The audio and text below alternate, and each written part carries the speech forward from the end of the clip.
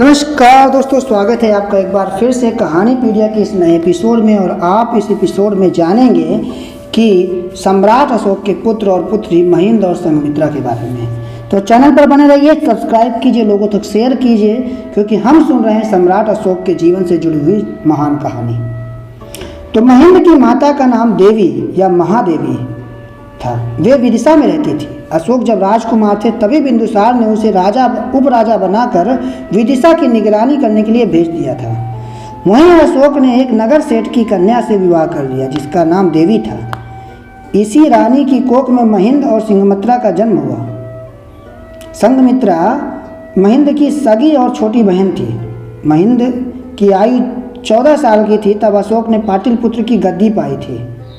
इसके बाद अशोक पाटलिपुत्र में रहने लगा और उसकी रानी देवी अपने मायका विदिशा में ही रहती थी। अशोक के राज्यारोहण के 7वें वर्ष में महिंद ने महादेव महाथेर से प्रवज्ञा ले ली थी। उस समय महिंद की आयु 21 वर्ष हो चुकी थी। प्रवज्ञा लेने के बाद अशोक ने श्रीलंका में धर्म प्रचार के लिए कुछ भिक्षुओं के साथ उसे भेजा। श्रीलंका जाने से पहले 6 मास तक महिंद राजगृह के आसपास के बुद्ध विहारों में घूमता रहा और विद्वान भिक्षुओं की संगीति से अपने ज्ञान में वृद्धि करता रहा। इसके बाद श्रीलंका जाते समय रास्ते में अपनी माता विदिशा से जाकर मिला। महिंद की माता को जब समाचार मिला कि मेरा पुत्र भिक्षु हो गया है और धर्म प्रचार के लिए श्रीलंका जा रहा, तब उसने पुत्र का कुशल मार्ग पर चलने वाले एक श्रमण की तरह आदर सत्कार किया। माता का अत्यधिक स्नेह देखकर महिंद विदिशा में 1 मास तक रुक गया। उस समय की यह घटना जब श्रीलंका में देवानप्रियतिस राजा का नाम के राजा राज्य करता था।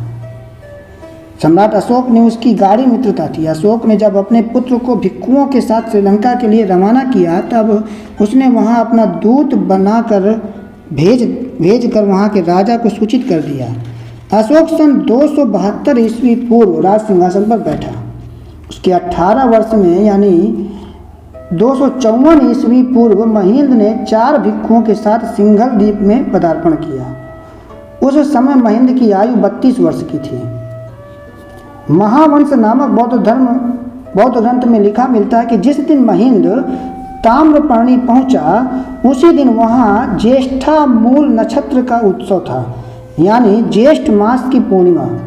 सारा देश उत्सव मना रहा था। राजा स्वयं देवानप्रियतिस 44,000 पुरुषों के साथ उत्सव मनाने और आखेट करने मिश्रक पर्वत पर गया हुआ था। महिंद को जब मालूम हुआ कि राजा पर्वत पर उत्सव मना रहा है तब वह भी भिक्षु संघ के साथ मिश्रक पर्वत पर ही जा पहुंचा। तिस्य ने से साक्षात्कार होने पर महिंद ने परिचय दिया कि मैं जम्बू द्वीप से अशोक के द्वारा भेजा गया धर्म प्रचारक हूँ।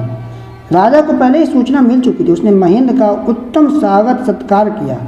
वहीं से महिंद ने अपना धर्म कार्य आरंभ कर दिया। उसने स्वयं राजा को भी हस्तिपादोपमत्सु का आदेश दिया, जिसे सारिपुत्र ने श्रावस्ती के भिक्षु संघ के सामने दिया था। उसी समय देवानप्रियतिस उन 44,000 व्यक्तियों के साथ त्रिशरण में प्रतिष्ठित हुआ। बाद में राजा की सहायता से अपने साथियों के साथ महिंद ने श्रीलंका में धर्म प्रचार का कार्य पूर्ण किया। देवानप्रियतिस की रानी का नाम अनुलोमा या अनुला था। देश में धर्म की वातावरण देखकर अनुलोमा ने बुद्ध धर्म में दीक्षित होने के लिए राजा से आज्ञा मांगी। तिस ने खुशी खुशी आज्ञा दे दी, पर महिंद ने कहा मैं महिलाओं को दीक्षा नहीं दे सकता हूँ, पर धर्म के विस्तार को रोकना भी नहीं ठीक नहीं है। उसने राजा से कहा मैं तो पिताजी के पास संदेश भेजूंगा ही, आप भी संदेश भेजिए कि धर्म के प्रचार के लिए संघमित्रा को यहाँ भेज दें। देवानप्रियतिस ने शीघ्र ही उपर्युक्त संदेश के साथ अपना दूत पाटलिपुत्र भेजा। जिस समय राजदूत ने श्रीलंका के राजा का संदेश अशोक को दिया, उस समय अशोक अपने पुत्र की सफलता का समाचार सुनकर बहुत खुश हुआ। उसने बोध गया से बोध वृक्ष की एक शाखा बड़े सम्मान के साथ मंगवाई और संघमित्रा को बड़ी धूमधाम से बोध वृक्ष की शाखा देकर श्रीलंका के लिए रवाना किया। संघमित्रा बोध वृक्ष की एक शाखा लेकर श्रीलंका आई, जहां बोध वृक्ष की शाखा को धर्म के प्रतीक के रूप में लगाया गया। श्रीलंका में आज तक वह बोधि वृक्ष विद्यमान है जो संसार का सबसे पुराना ऐतिहासिक वृक्ष है। बोधि वृक्ष की शाखा लेकर संघमित्रा जब श्रीलंका पहुंची तब उसका तथा शाखा का राजसी स्वागत हुआ। संघमित्रा के जाने पर महारानी अनुलोमा देवी ने 500 अंतपुर की रमणियों के साथ प्रवज्ञा ग्रहण की। देवनाम प्रिय तिस्स की भांजा जिसका नाम अरिष्ट था वह भी 500 मित्रों के साथ महेंद्र से प्रवचित हुआ। महेंद्र जिस विहार में रहता उसका नाम अनुराधपुर विहार था जो आज भी बौद्धों के लिए तीर्थ स्थान बना हुआ है।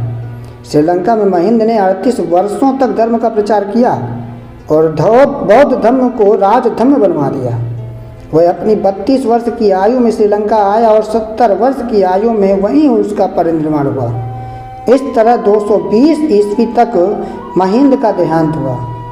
जिस जगह उसका परिनिर्वाण हुआ उस पवित्र स्थान को आज भी श्रीलंका वासी बहुत श्रद्धा के साथ पूजते हैं। महेंद्र के परिनिर्वाण के 2 वर्ष बाद ही संघमित्रा का भी परिनिर्वाण हुआ। अशोक ने इन दोनों संतानों ने अपने देश से दूरस्थ जाकर बौद्ध धर्म के प्रचार और प्रसार में अपना जीवन अर्पण कर दिया।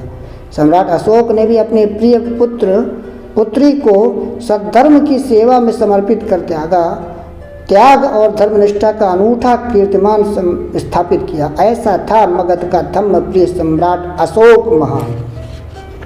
तो दोस्तों, आपको ये कहानी कैसी लगी हमें कमेंट में बताएं और अगले एपिसोड में हम सम्राट अशोक के अंतिम क्षणों के बारे में जानेंगे, किस तरह सम्राट अशोक का अंतिम समय बीता। तो चैनल पर बने रहिए, सब्सक्राइब कीजिए, लोगों तक शेयर कीजिए, क्योंकि हम सुना रहे हैं सम्राट अशोक के जीवन से जुड़ी हुई कहानी। धन्यवाद।